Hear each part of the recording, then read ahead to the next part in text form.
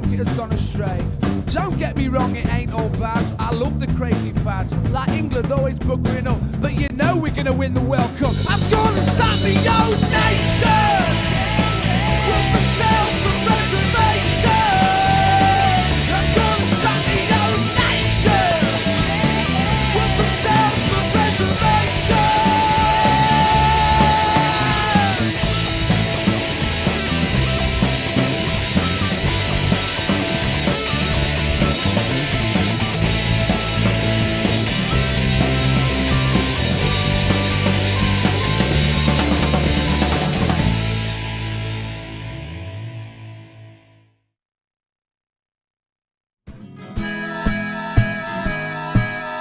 Keep the red flag flying here.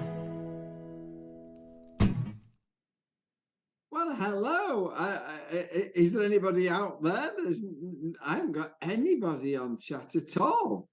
If we're just talking to the ether, you are privileged today. We have got three great people here, wonderful socialists who are going to deliver their views to you on a number of things. Welcome, Neil Terry.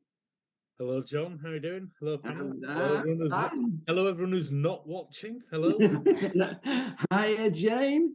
Oh, Hello, that's me on the chat, Lord. John. Don't get excited. I'm just being friendly.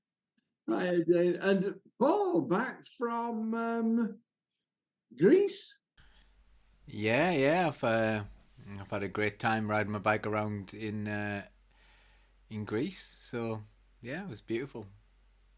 Really, really lucky. So you can't see this, people who are listening on the podcast and watching the live stream, but Paul's leg muscles are so huge they've had to take out the desk so for him to sit there after a week cycling in Greece.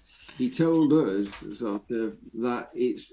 Did you say you'd gone the equivalent of Everest or a number of Everests? Yeah, about 1.5 Everest. Everest is cycled up. It's quite mountainous in Greece, so it's lovely. I'd really recommend it. Greek cycling holidays, absolutely amazing. Pass on. Thank you so much. We've got so many good things to tell you about today. So let's move on.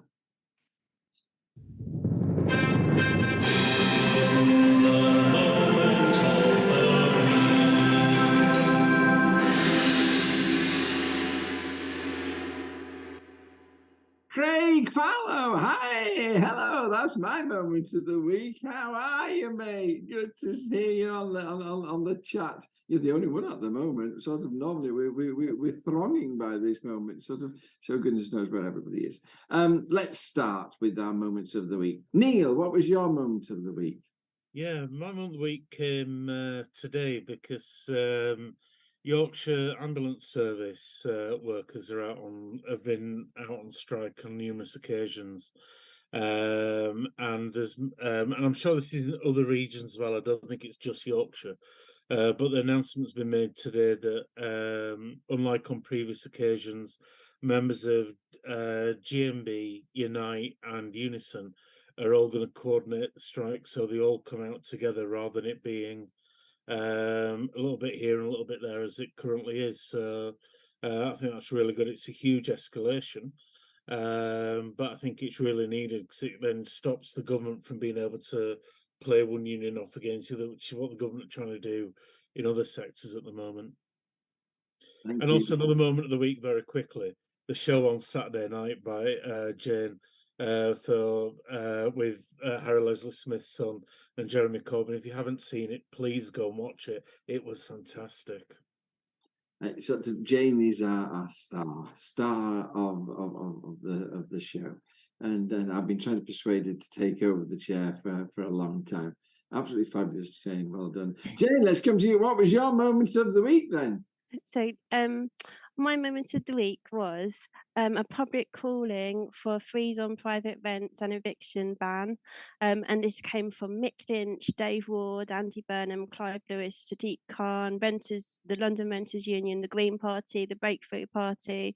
Lots of groups are behind this. And it's just really fantastic to see mainstream politician support behind this as well, because I can't underestimate how much this is destroying people's lives. One of the things Jeremy Corbyn mentioned on the show on Saturday that came up was that in his constituency, a 2-bedroom flat would cost rent of about £2,000 a month.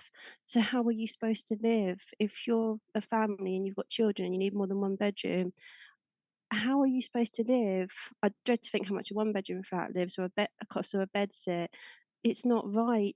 It's just destroying people, and it's dragging us back to, it's a situation where people are renting rooms and houses. This is why you're seeing on the TV people renting damp sheds with no electric in them, because this is what it's really like. And I'm so glad this is the first time I've seen proper mainstream acknowledgement of this, and the extent of the problem and the fact that actually this needs to happen.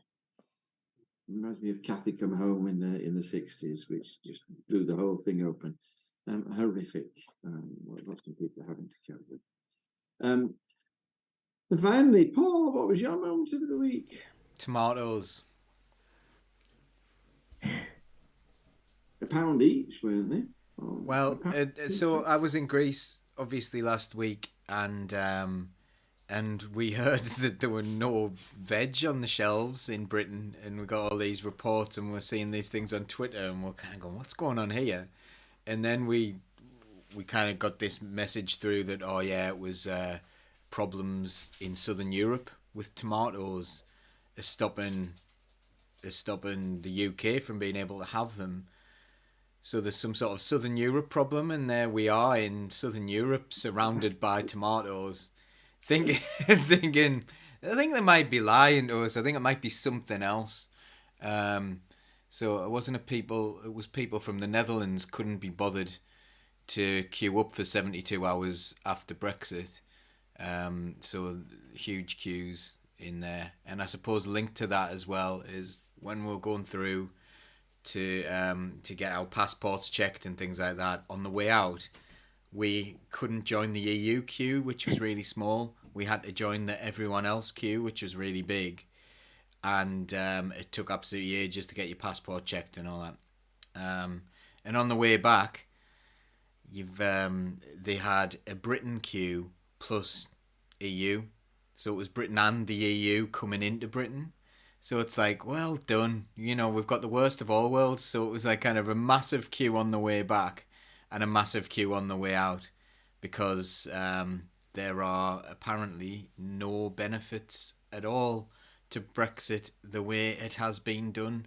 I'm not someone who thinks that it should have been reversed or anything like that, but like at least there should be some tangible benefit to having left the EU. And they've managed to make everything about it bad. Like every last thing. Like they won't nationalise things when they have the opportunity to. They won't do things with the energy companies. They won't do anything to help their own people. They've just made everything a lot more difficult for us. And for what? Paul, did you try and smuggle some tomatoes back in? I was about to ask the same question. Yeah, have you got secret stash? There's plenty of tomatoes inside me. But yeah, I was eating about 6,000 calories a day, and some of that was tomatoes. You could have made such a killing if you'd have brought back a secret stash, smuggled some tomatoes in. Fantastic. Thank you so much. But you're right about Brexit. It's an absolute disaster. And as the Northern Ireland Protocol discussions have proved, let's move on. Now it's time for the big story. Now, the big story this week is a really special one because it's been agreed by all the members of the Independent Media Association. I've got that right, haven't I? And they've all agreed that this week they're going to do something jointly. Everybody's going to address the issue of workers' rights. And so my first question goes to Paul, who's the sort of head of socialist think tank, really, if truth be told. I don't know whether Laura would be right pleased by that, but sort of, nevertheless, I'm going to go to Paul's the one in front of me. Why did the IMA agree to do this? And then just talk to us about what's worrying about you about workers' rights that caused you to make it the big issue of this week. So the Independent Media Association have decided to get together and do more things that are collaborative, because let's face it, our media is not holding our politicians to account in the slightest. The billionaire-owned media. So as independent media, and there are members of all different political persuasions who are members of the Independent Media Association, it was decided to have a push to talk about things like workers' rights, because what's happening is whatever isn't being addressed by the mainstream media just simply isn't being addressed. We're not talking about these things. We're not talking about the denigration of workers' rights over years and years and years. We're not talking about just a very short period of time here.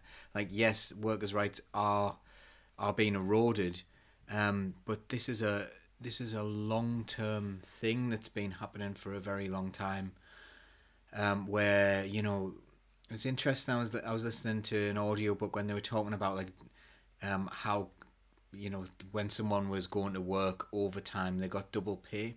And I remember that when we worked in a pub, you'd get time and a half or something like that if you worked a bank holiday, and this was just commonplace, and this was just something. And they kind of slowly realised that they didn't need to do it, and they could just take your rights away from you, and nothing happened, so it's been this slow creep of acceptance in the workplace of worse and worse rights. Like, you're lucky to have a job. You're lucky, even though you're making profits for other people who aren't working as hard as you, you're somehow lucky to have a job. And we're seeing this with the wave of strikes, there are strikes for all sorts of different reasons. A lot of them are to do with safety. A lot of them to do with poor pay. And all those things are valid, and it's good to see people making a stand. I've been on strike today. It's been a bit strange for me because I had to join another trade union because my trade union didn't reach the ballot threshold. So I'm now a member of two unions in order to take strike action. And I've been taking strike from work today. As a teacher, it's really important to do it, but workers' rights are so far down the hierarchy of importance in mainstream media that people don't understand why we're going on strike. I think when you speak to them on a one-to-one basis, it's very easy to understand why. When you say, well, actually, we've probably lost £20,000 per on what the top rate of salary would be, and over the years and years that we've had our salaries cut, we've probably lost out on about £100,000 in our pockets over that time. People can understand that, and people can understand that pensions are worse, and that working hours are worse, and conditions are worse, and all those things. But it just doesn't seem to be on the radar of these billionaire-owned media classes for some reason. I think we can tell what it is. They have absolutely no interest in the rights of workers, and the majority of us are workers, and the majority of us do provide some value. And I'd just like to finish on saying, we're forced into, from a very, very early age, into academia and into doing certain things and thinking you're going to have to pass exams in order to do this, in order to go to university and stuff. And I often say, and this isn't in a derogatory way at all, who's going to clean the floors in this society where everyone apparently needs to get a certain number of GCSEs and they need to get a certain... and what's wrong with someone cleaning the floors? The jobs that are important are the things like cleaning. That's a hugely important job. You simply can't get anything done. It's much more important than sitting around having coffee with some of your friends, making decisions about other people's lives. Like, that is a so much more important job. It's so much more tangibly important. And there are so many other things that can be done as well. Like, you could, caring for elderly relatives, or or having a conversation with someone who is disabled or something like that, and isn't going to see anyone, or is old, or whatever. Those kind of things are incredibly important, so much more than it would be to code into law the fact that wealth will continue to gain wealth. Which is one of the things that's one of the highest paid jobs in the world, is for lawyers to sit around writing up legislation that will become law, that protects the rights of the people who are paying them, who happen to be the richest people in the world. What a terribly destructive thing. So I think we need to have a real look at what work is, what valuable work is, and how that should be rewarded in society. Like, we should all be able to have a nice life where we can afford to be well fed, well sheltered, and maybe even, heaven forbid, have a little bit of fun every now and then. Yes. That should be a basic thing, and it isn't. And that's because workers' rights, and we can define work in all sorts of ways.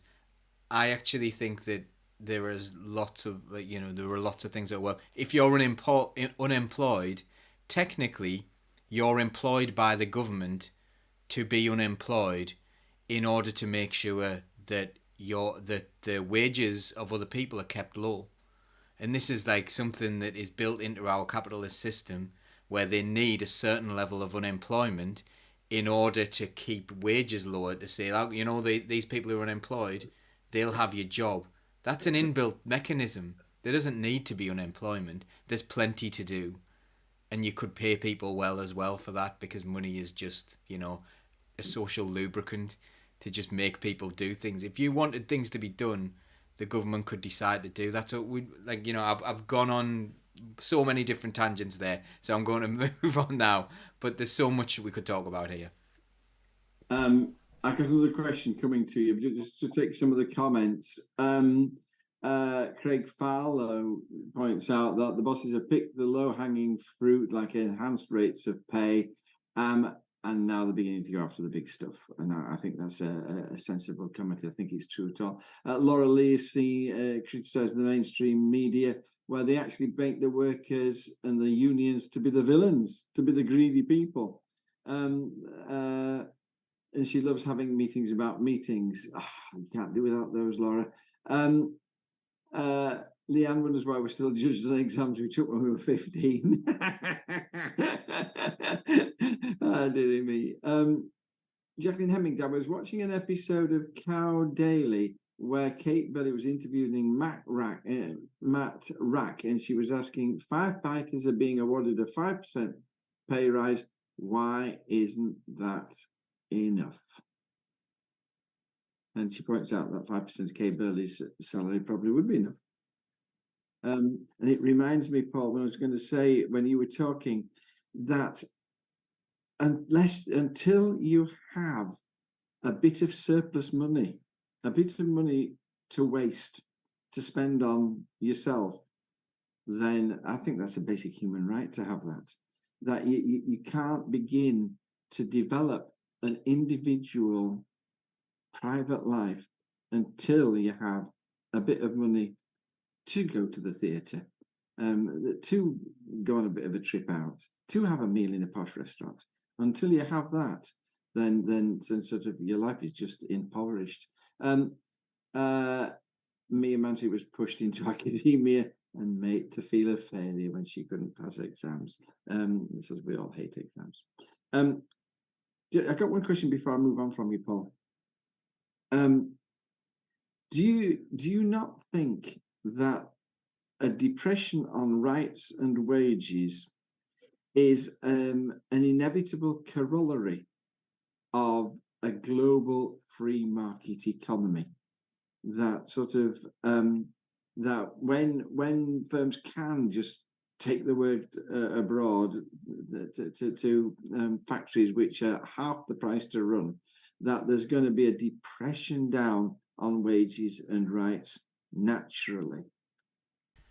Well, I'd firstly like to point out there's no such thing as a free market.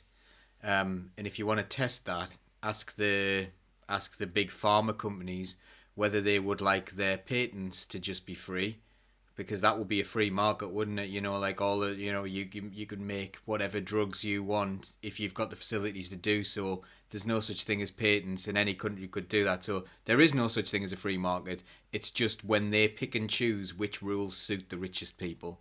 There's nothing to do when people saying, "Oh, I want to see a free market." They don't.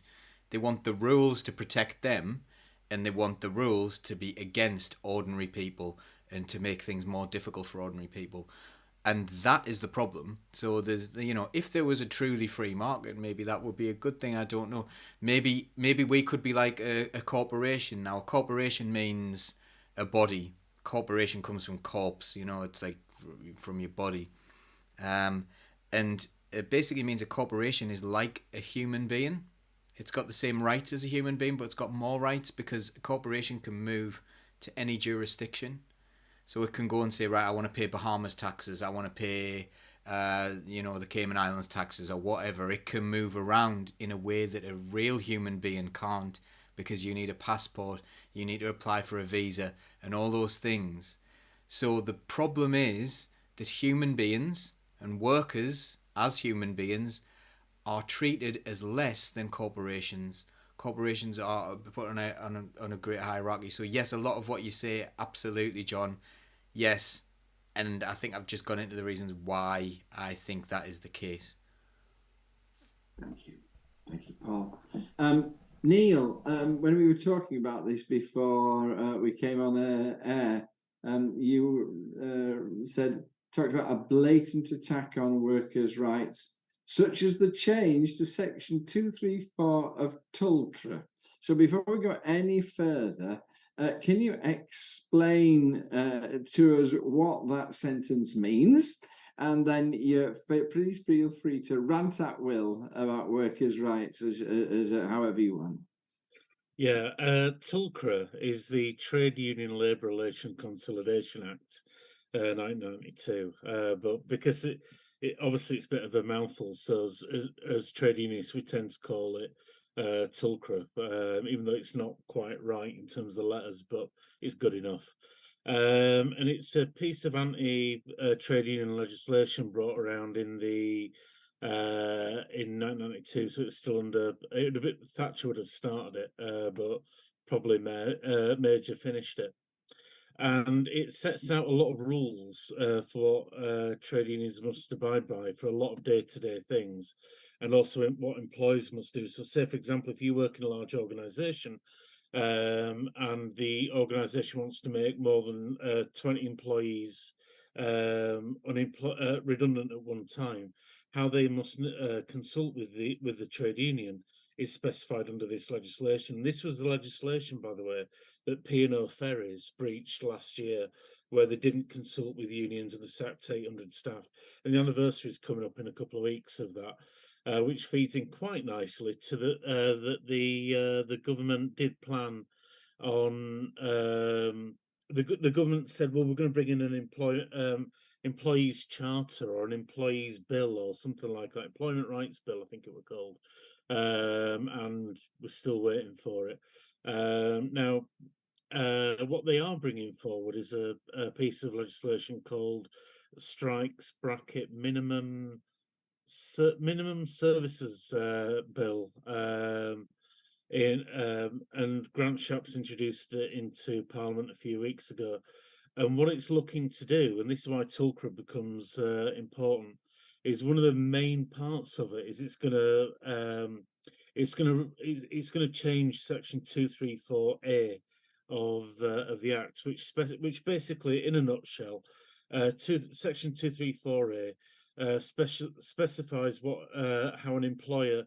How a union must give information to an employer regarding strike. So who's on strike, how many members they've got in that particular sector of that organisation, etc., etc., etc. And of course, there's also Trade Union Acts on top of that as well. But what happens at the moment is you'll say you've got this many members working for you that are going to be out on strike. And that's pretty much all that it is. But this new piece of legislation that's worming its way through Parliament is going to change that. And actually, under that legislation, the same what unions give to employers now will be the same. But what an employer can do under that legislation is say, well, okay, so in order to maintain a minimum service whilst you're out on strike, we need X, Y, and Z people to be in work on that strike day. Now, notice I'm saying people. I'm not saying post holder. So they could say, for example, Paul, you're a teacher. So therefore, on that day, you teach maths. We need a maths teacher in that day. So we need Paul Daly, who's a maths teacher. He has to come in on strike. He has to come in and basically cross the picket line in order to do it. And if he doesn't do it, if he decides not to cross the picket line, he will be sacked or can be sacked under this legislation. You will lose any protections that you currently have under various pieces of legislation, including the Employment Rights Act, and also there's some protection under TULCRA as well that you will lose. And you will also currently, if you're sacked for taking strike action, it will be classed as automatic unfair dismissal. But that will no longer be the case. You will have no recourse to the courts for unfair dismissal if you are sacked for crossing the picket line. So working through this logic, what an employer could do is say, right, okay, so well we need, okay, our school employs 3 maths teachers. We know that there's 2 of them that aren't in the union. We know that, but we know that Paul is. So therefore, we'll say that we'll need Paul to come in order so that they're then minimising and not minimising the disruption, but minimising the strike. And then not only that as well, but it could potentially make staff intimidate from going on strikes. Now, the final point is this: what the government said when they introduced this is no. The government are not going to be seeking to ban the right to strike, and that's true when you read the legislation. But what they're doing, we talk about free market economy. They're moving the right to strike to a free market economy. It's down to the whim of your employer as to whether or not they choose for you as an individual to go on strike. That is really how bad working rights have really got. And last week there were a committee in Parliament that redlined this bill because it did not meet any of the equality impact assessments set by the government. At the moment, it's an illegal bill under this own government's legislation. And also, there's been studies done to show are there any similar legislations in the countries that this government keeps saying that they're in, such as Spain and France and other countries like that. And actually, there's been no evidence to suggest there's anything like this. And if you think that French workers would accept a piece of legislation like this, then you clearly don't understand how the French work.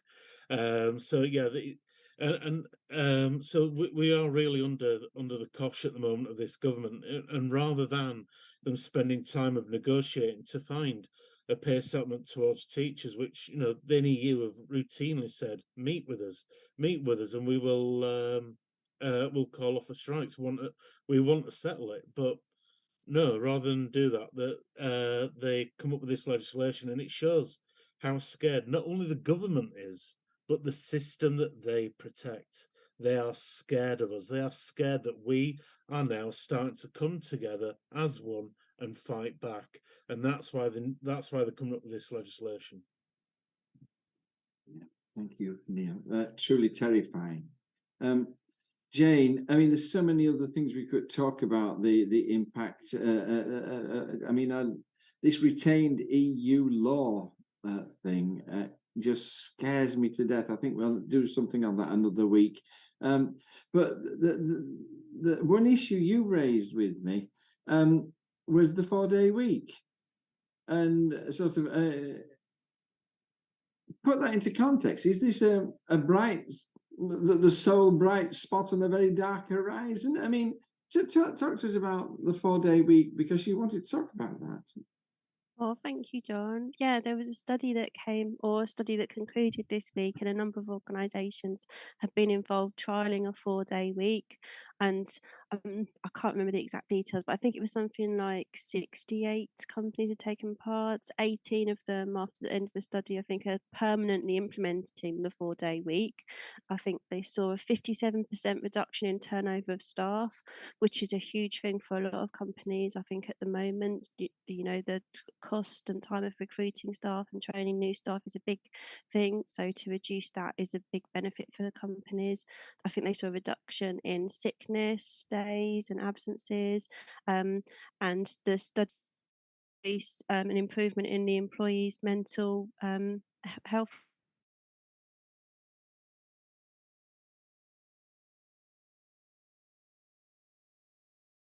This was doing the same amount of work, but over a 30-hour week over 4 days, and it looks like a really positive thing. And I think the fact that a few companies are now starting to adopt this, I think possibly like we saw work from home during the pandemic, a few companies retained it afterwards, and now more and more, I think, are needing to offer it to compete for those employees. So I hope that the 4-day week might go the same way and push more companies into doing this. Although I think whilst we've got the situation we've got with the gig economy, that's going to be another situation where there'll be, growing inequality between workers in those white collar jobs who, can have the benefit of this kind of work lifestyle, and workers trapped in the gig economy, or shift workers who on an hourly wage, covering shifts, who don't have that benefit. And that's definitely something that needs to be addressed, because I think this would benefit everyone. How, Jane? Because that was my question to you. That I was going to ask before I talk to you about the 4-day week. I mean, what do we need to do to begin to turn this around?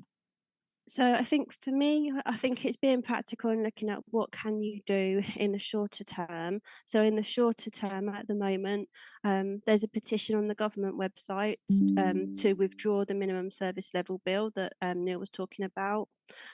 Organise the kind of alternative union is at Organise HQ on Twitter, Organise with an S.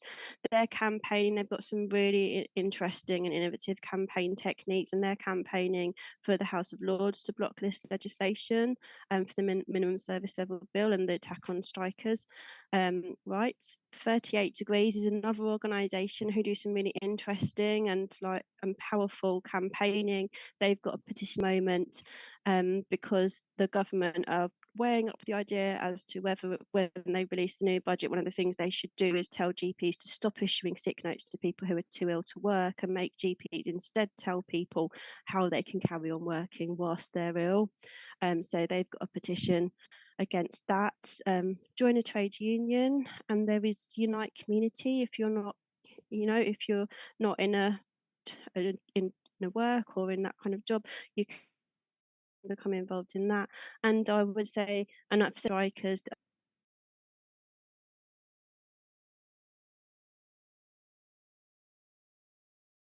join picket lines, share their posts of support on social media, say positive things about them to people, donate to the strike funds, and when you can, just try and let other people know that it is about a wage that you can live on, but it's not just about that. It's about not turning the Royal Mail into a gig economy, race to the bottom industry. It's about not breaking the NHS with staffing levels that are just so low they're unsustainable and not safe. And it's about not destroying the maintenance and safety on the railways and closing all the ticket offices, taking guards off the trains, so there's no services for those of us who need them, or people with disabilities who really rely on those those basic service levels that we should be able to expect from those industries. Thank you, Jane. Cherry Menthol and Heather Swallower. Hi, Heather. God bless you. We will stand together in unity. Just about sums up what Jane was saying. Jacqueline Hemming says the 4-day work will make all the difference.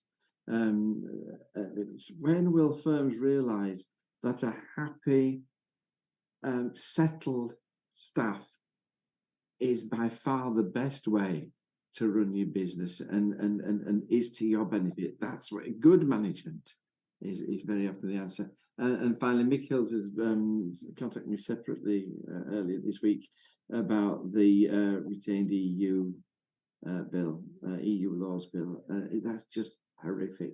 He's deeply concerned about it, as am I. Jed Hillary says, however, it won't happen. Workers, says Mick, need a revolution from Labour. Jed Hillary, it won't happen. Labour are now just an extension of the right.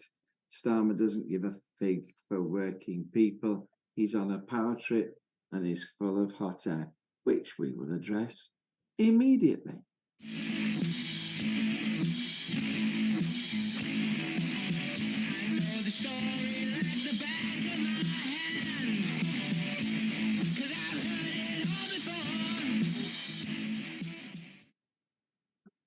Neil Terry, your mission, should you choose to accept it, is to answer the following question on Starmer's 5 missions. Andy Parsons on Radio 4 summed up his 5 missions as bullshit, waffle, fantasy, not going to happen. Hopefully no one will remember. Would that be your verdict on the 5 missions, and why? Well, just for those that missed what the 5 missions were, because I actually watched it live, and I've got to admit I had to keep rewinding it because I kept falling asleep during it. So what I'm going to do is I'm going to very quickly rattle through them. And Can I just interrupt you? Don't you think that's part of the thing? He just intends to just issue all these blandnesses and get in on the bland vote because he's not a nutcase. I mean, do you think there's a method in that? Kind of, yeah. But what I'll do is I'll go through I'll list what they are, and I'll go through one each. So you give me a minute for each one of them. There's 5 of them, if that's all right.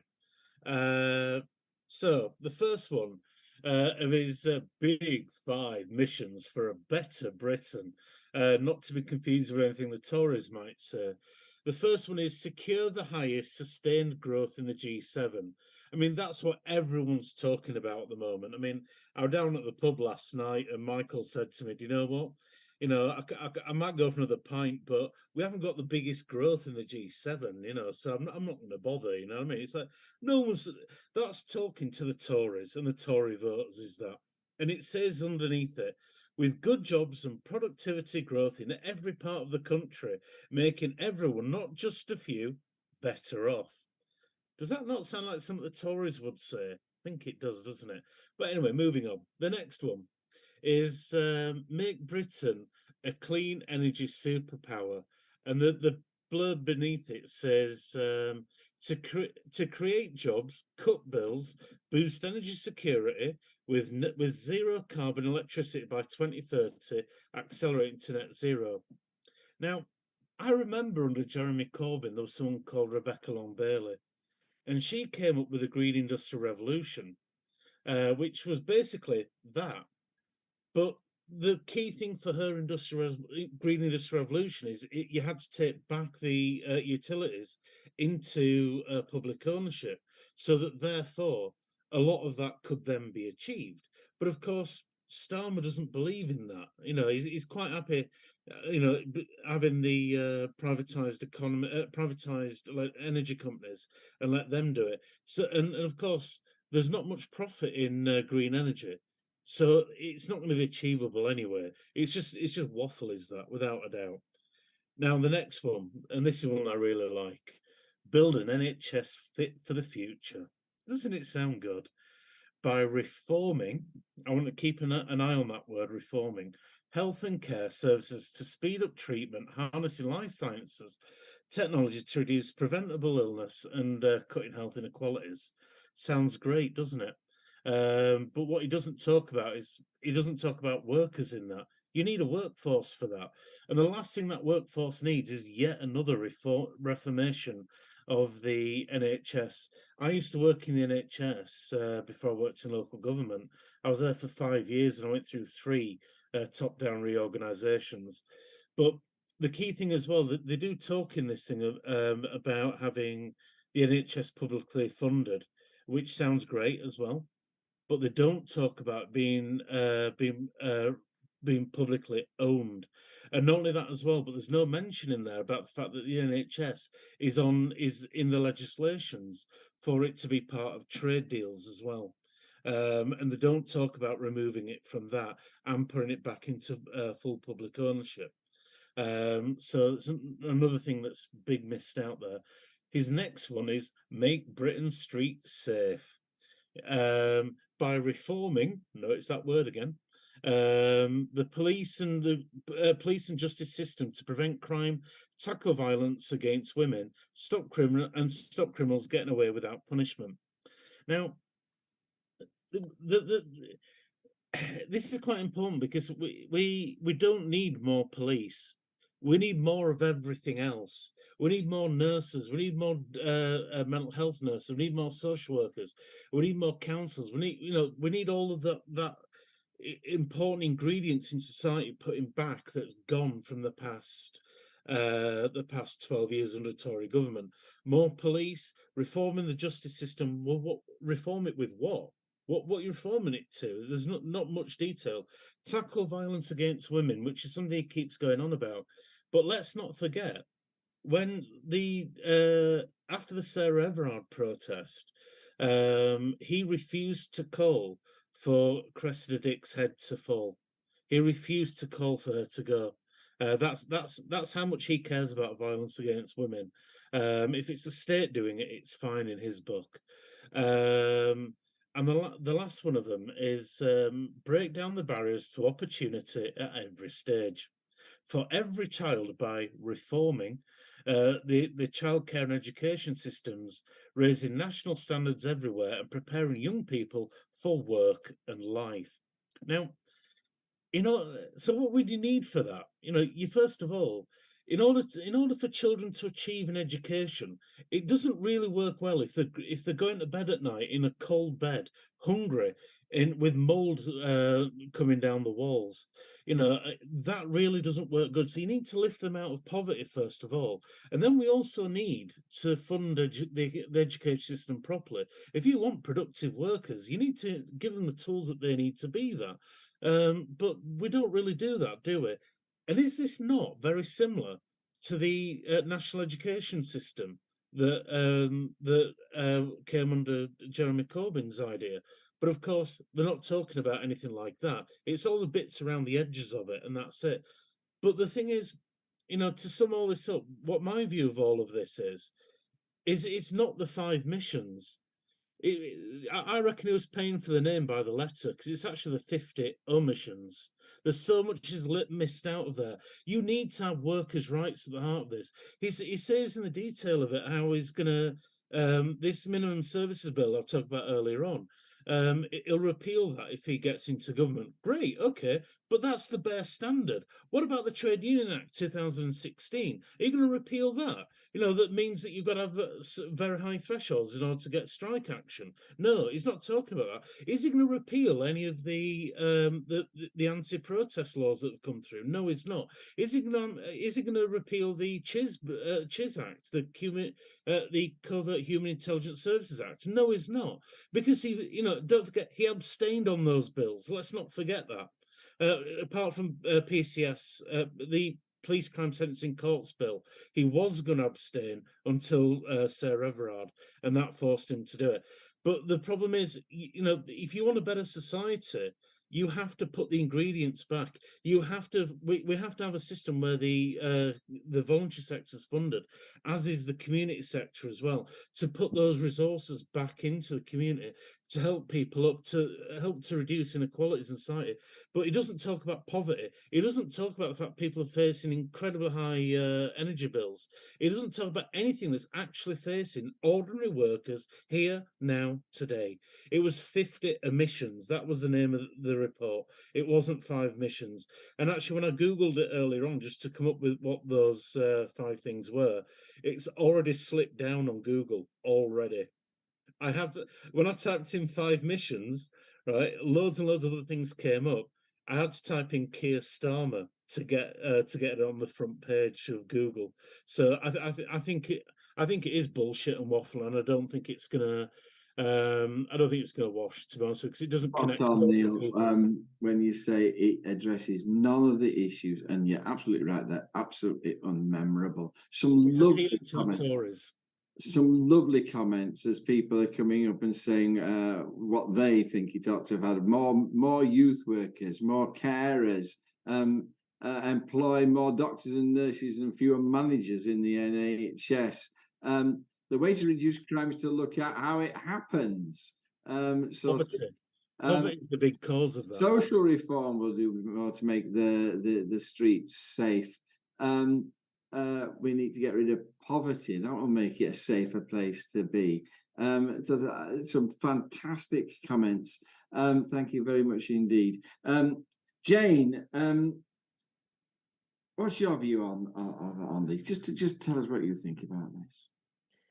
So I wasn't looking forward to reading this because I'm so disappointed with everything else that's come from the Labour leadership from the last few years, and really I haven't got any trust for anything they say. And they've read like something David Brent had written. They're business jargon, they're nonsense, aren't they? Really, they don't mean very much.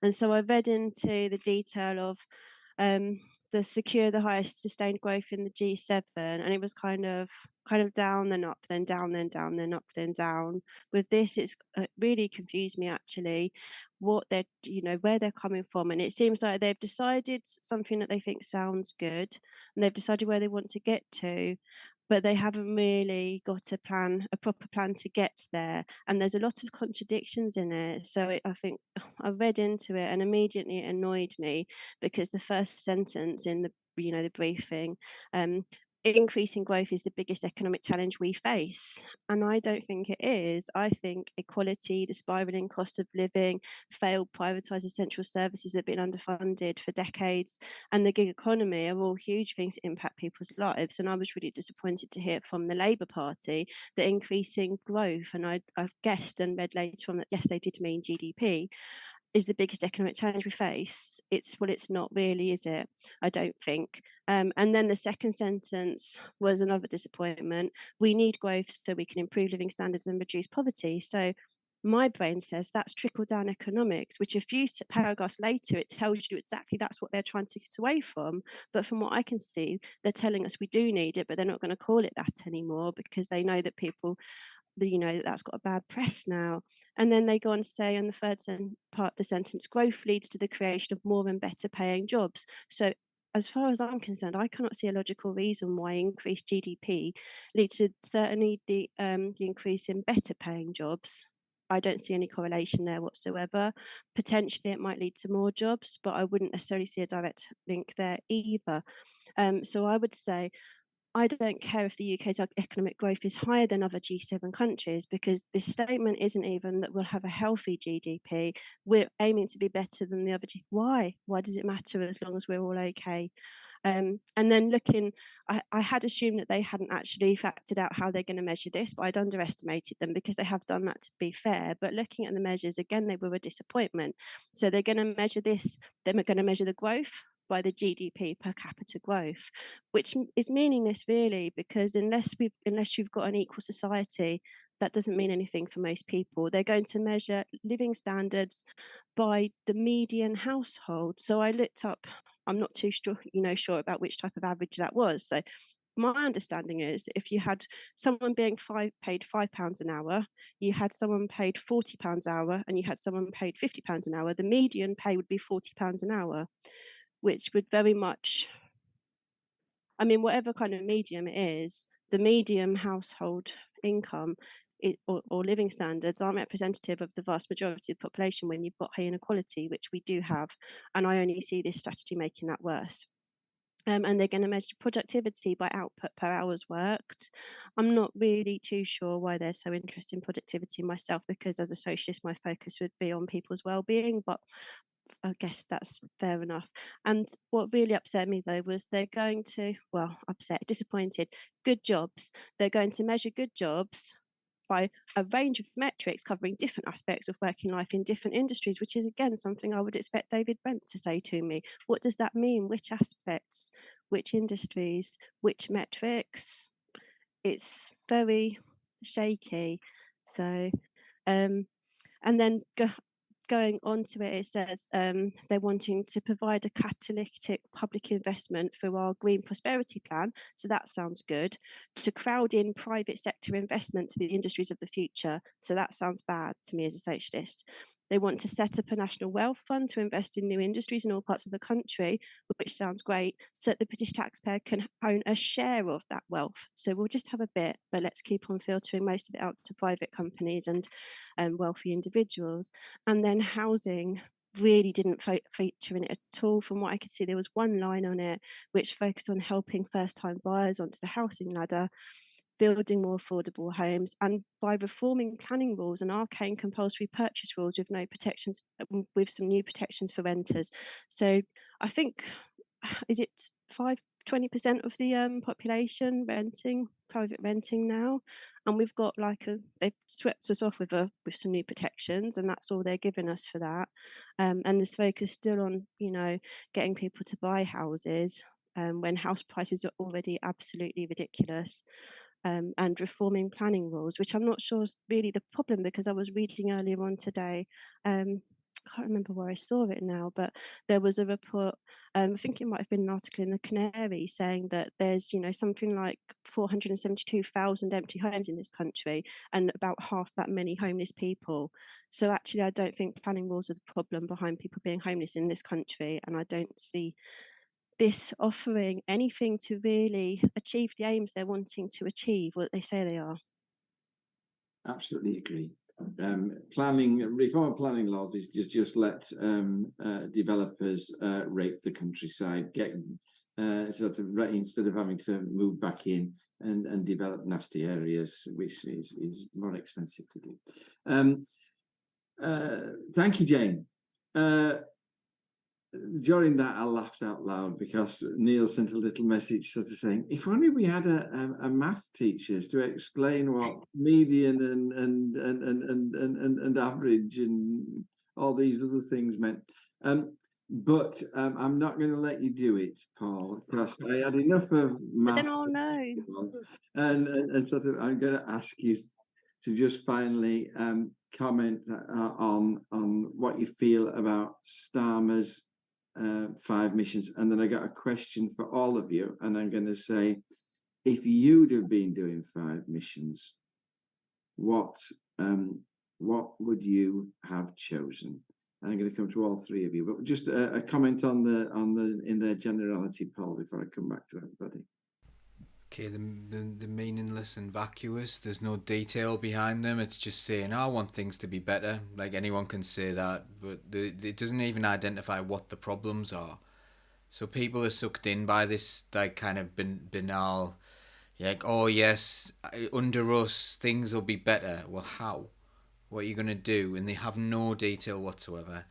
But I'd really like to bring up the fact that in a question and answer session with journalists following the speech, Starmer was asked why people should trust him when he is seen to have rowed back on many of his pledges he made during his Labour leadership campaign.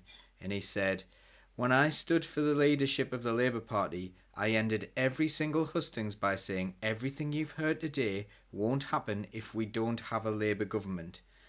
And therefore, the single most important mission has to be to get a Labour government, and that's the basis upon which I was elected. So from that, what he's saying is, everything you've heard today won't happen if we don't get a Labour government, or if we do. It's like, he's just gone back on his pledges and then said, well, they wouldn't have happened anyway if we didn't get a Labour government, but what's the point if you do? And it's this whole, you get called a Tory enabler for saying anything negative about Keir Starmer. But it's like, well, if your policies are just the same as the Tories, then what's the point? It's not a game it's not a football match. If it was, I wouldn't have Keir Starmer on my team anyway, because by all accounts, he looks absolutely terrible and uncoordinated. And I think that might be one of his issues, because I think this is just revenge from being picked last at football. He's never got over it, so he has to be all horrible. Did you see that punch he did that time? No. Search for Keir Starmer punch on Twitter. It's embarrassing. He went into a gym and tried to do the Boris Johnson boxing gloves thing, but like it's the worst punch ever. So yeah, this is the problem. Thank you, Can I Paul. just say? Can I just say that the one thing we must always remember about Keir Starmer is that he is a tool maker's son.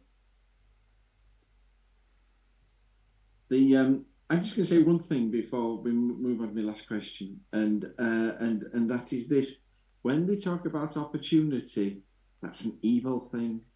That's a Tory thing, because it's about giving people, certain individuals, the opportunity to get out of their poverty, to get out of their situation. Opportunity is not for all. We can't all get on and become high flyers. And what the Labour Party always used to be about and should be about is benefiting everybody, that we all move up together and that we all prosper together. And that's the key to socialism in my mind. And when as soon as you start talking about opportunity, you're a Tory stooge. Opportunity is not where it's at. Right. So, Neil, we've only got 5 minutes. We've got less than 5 minutes left. What would you have put in your 5? God, Jesus. The first thing I would do is I would have a bill that would give everyone. I would have a bill of rights, and that bill of rights would give everyone the right to a roof over their head, food in their belly, and a little bit of money to enjoy life with as well. Not, basically bringing a universal basic income is what I would do. What else would I do? I would change the system entirely. I would dismantle this dreadful system that we've got and have one that actually benefits us. And also another thing I would do as well is I would recognise Palestine as a country and its right to exist as a country and the right to defend itself as well. That's one thing that I would do. Off the top of my head, I can't think of anything else. Brilliant. I'm going to vote for you, Paul. Anil, you've no need to worry about that. Thank you very much. You can't remember my name. Brilliant. Where do I put this cross? I'm an old man. I totally get my name mixed up. Jane, what would you have in your 5 missions? You don't have to have 5. I'd have housing as a basic human right, food as a basic human right, invest in state-funded public transport to be free for everyone, invest in the NHS, and invest in education to make it state-funded for everyone at all ages and levels. I'm sorry, Jim, but I'm going to vote for you. And finally, Paul, what would your 5? I think you need to change reform the way the democratic system works. It needs to be bottom up rather than top down. With the top down is not working. We need to plan locally for the basic needs of the people. So there should be certain things like enjoyment and things like that you don't need to plan for. People will come up with those things themselves. People will come up with entertaining things. But like making sure that farmers are well treated and have their have the opportunity to make food and things like that. That's got to be a priority. Keeping things clean, keeping people socially engaged, and all those things. Like basically a reform of work and what work is for, and getting back to really thinking about it as a society, thinking what kind of society do we want to be? Do we want to be a society where billionaires can go and build super yachts and have that, or do we want to be a society where everyone gets looked after?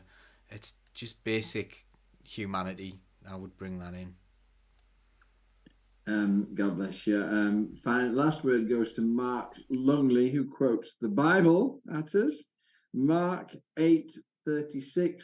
For what shall it profit a man if we get a Labour government and lose his socialist principles? And sort of on that, I'm going to draw the show to a close. We only got 2 questions done today because, my golly, somebody said, what are we talking about Starmer for? But sort of we set off the guests, didn't we? My golly, could hardly stop them. Sort of answer, we want systemic change, we want real change, and we want the focus not to be on politics or politicians, but to be on the needs of people. And what we need is PR so we can have a proper People's Party, and sort of we can vote for sort of not more of the same, slightly better party. We want a real proper option for somebody which will a party which will stand for us, for ordinary people. We need to do away with the least worst option. That's what we need to do away with. Because every time you vote for the least worst option, you get another least worst option. You get worse off every time. You do. Thank you, Neil. And Neil has the last word. I'm going to ask Paul to close the show with his socialist think tank messages. Whoopee, whoopee. Lovely show tonight. Thank you. Paul. Yeah, make sure you're subscribing to us. Make sure you're telling people about us. If you're listening to the podcast, thank you very much. Make a comment. Make sure you follow us or subscribe to us or whatever it is that you need to do. We really appreciate all the support you've got. Like, without people who are listening and watching and things like that, we're nothing. And you know, if you want to do anything, if you have any ideas, do get involved. We've got some really good stuff going on at the minute. Massive thank you to Laura, who is just unbelievable. Like, the circles she moves in now are incredible. We've got like a big secret that I cannot tell you, but the circles that Laura is moving in, very interesting. So we've got a lot of great things coming up on Socialist Think Tank, so do get involved. And yeah, we'll see you all pretty soon, hopefully. We may be doing something on Saturday, but I'm not sure. But Socialist Night Live's kind of coming in. We're doing a few more. We kind of got out of the habit of doing them on a Saturday night, but we're doing a few more now. So yeah, keep looking out for all our stuff, and do spread the word. Take care, everyone.